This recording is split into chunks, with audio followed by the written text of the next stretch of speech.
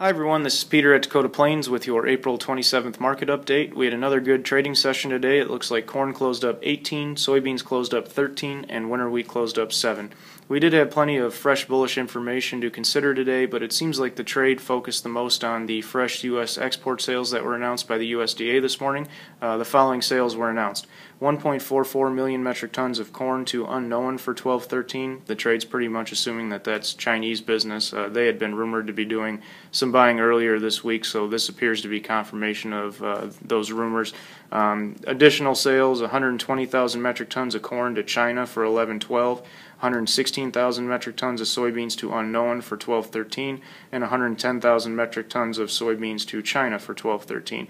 And interestingly enough, we already have fresh Chinese corn buying rumors in the marketplace. A private analyst estimated this morning that the Chinese government had bought anywhere from 5 to 10 cargoes of old crop corn per day every day this week. So they're expecting an aggregate total of somewhere between 3.5 to 4 million metric tons of old crop corn. So it'll be interesting to see if we get confirmation of these rumors going forward. And if we do, it would certainly be a bullish development, and it might make the USDA rethink their U.S. corn carryout number on the May 10th report.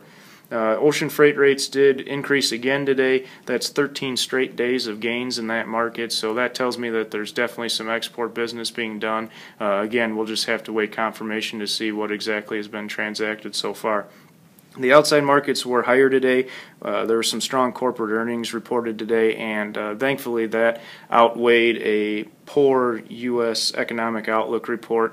And Spain also had their credit rating drop to BBB+ last night.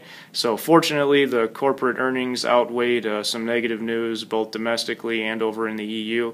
And we did see the U.S. dollar weaken by about 0.16% today, which also lent some support to the grain. So hopefully everybody has a good weekend, and we'll hope for a good start to next week. We'll talk to you later.